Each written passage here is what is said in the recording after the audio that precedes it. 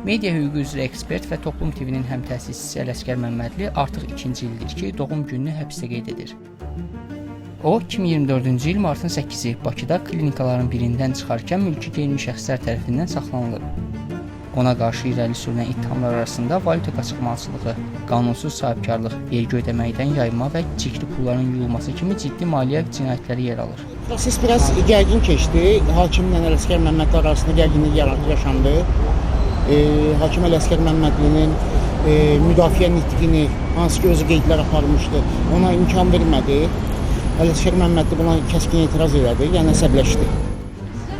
Özü ittihamları rədd edir və siyasi motivli olduğunu bildirir.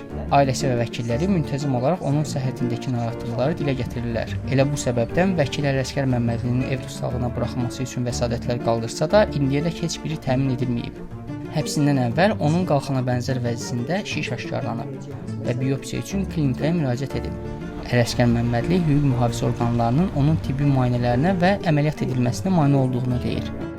Mayın 19-da Toplum TV işi üzrə baş tutan məhkəmə prosesində Ələsgər Məmmədli bildirib ki, həbs olunandan sonra onun müayinəsi formal keçirilib. Stat: Həkimlər özləri də vəziyyəti bilirlər, amma əməliyyatla bağlı sənəd verməyə qorxurlar.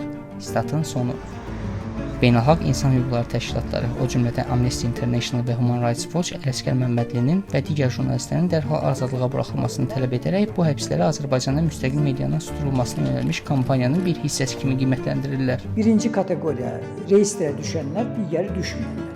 Reyestrə düşənlərə əlavə üstünlük verəcəm. Bu əslində konstitusiya. Bəs Ələsgər Məmmədli kimdir? Ələsgər Məmmədli media hüquqları üzrə ixtisaslaşmış hüquqşünasdır.